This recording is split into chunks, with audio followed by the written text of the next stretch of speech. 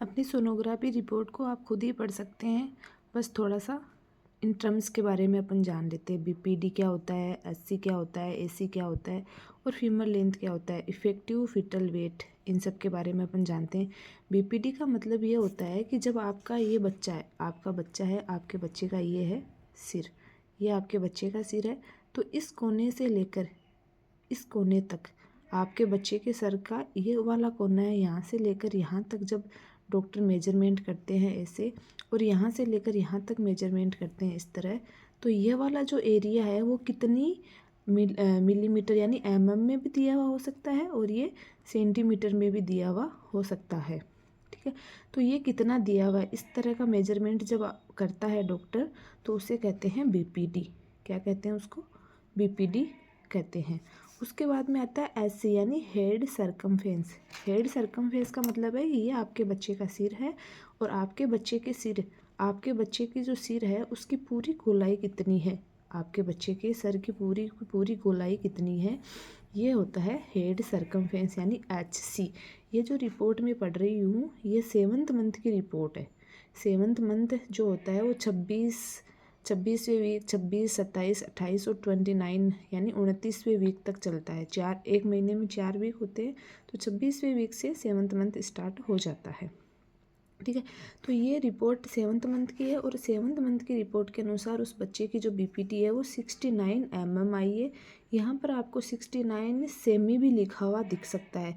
जब आपको ये सेंटीमीटर में लिखा हुआ दिखेगा तो ये आपको दिखेगा 6.9 सेमी। ठीक है, यहाँ पर आपको दशमलव दिखेगा, और अगर ये mm यानी मिलीमीटर में है तो ये आपको यहाँ पर दशमलव नहीं दिखेगा। उसके बाद में हेड सरकमफेरेंस आपको बता दिया। हेड सरकमफेरेंस का मतलब होता है पूरे सर की गोलाई कितनी है। फिर है एसी, फिर आता है एसी। तो एसी होता है बच्चे के पेट, नाभि के ऊपर जो बच्चे का पेट होता है, नाभि के ऊपर बच्चे का जो पेट है उसकी कितनी गोलाई है, पेट की कितनी गोलाई है, वो है एसी। तो वो कितनी है 27 वीक में? 226 mm। ठीक है, फिर है फीमर लेंथ। फीमर लेंथ यहाँ पर आई है 50 mm। फीमर लेंथ का मतलब है जांघ की लंबाई। हमारी जो जांघ होती है घुटने से ऊपर, उस जांघ की कितनी लंबाई है? 50 mm। 50 mm है वो फीमर लेंथ। फिर इफेक्टिव फिटल वेट यानी बच्चे का जो वजन है वो कितना है। ये 7th मंथ का बच्चा है और 7th मंथ की रिपोर्ट के अनुसार इस बच्चे का जो वजन है वह है 1023 ग्राम, और उसमें 150 ग्राम, इसको राउंड फिगर में मान लो ये 150 ग्राम, 150 ग्राम प्लस माइनस ऊपर नीचे भी हो सकता है। ठीक है, तो यहाँ पर 7th मंथ का जो बच्चा होता है तो उसका वज़न है वह 1 किलो से 1200 ग्राम के बीच में होना ज़रूरी होता है। 1 किलो 900 ग्राम से 1200 ग्राम के बीच में होना ज़रूरी होता है। इंटरनल ओज क्लोज्ड यानी अंदर से सब कुछ अभी बंद है, सर्विक्स बंद है, बच्चेदानी का मुंह है वो बंद है। तो ये आप जब भी आप अपनी रिपोर्ट को पढ़ेंगे, सोनोग्राफी रिपोर्ट को, तो उसमें आपको ये 4 चीज़ देखने को हमेशा मिलेगी, BPD, SC, AC, femur length. तो बीपीडी का मतलब होता है कि बच्चे के सर का एक किनारे से लेकर दूसरे किनारे तक की लंबाई है वो कितनी है। एससी का मतलब होता है कि बच्चे का जो सर है, पूरे के पूरे बच्चे के सर की गोलाई कितनी है, वो एससी का मतलब है। एसी का मतलब है कि बच्चा का जो पेट है नाभि के ऊपर, बच्चे का जो पेट है नाभि के ऊपर उसकी गोलाई है वो कितनी है। फीमर लेंथ का मतलब है कि बच्चे की जो जांघ है उसकी लंबाई कितनी है।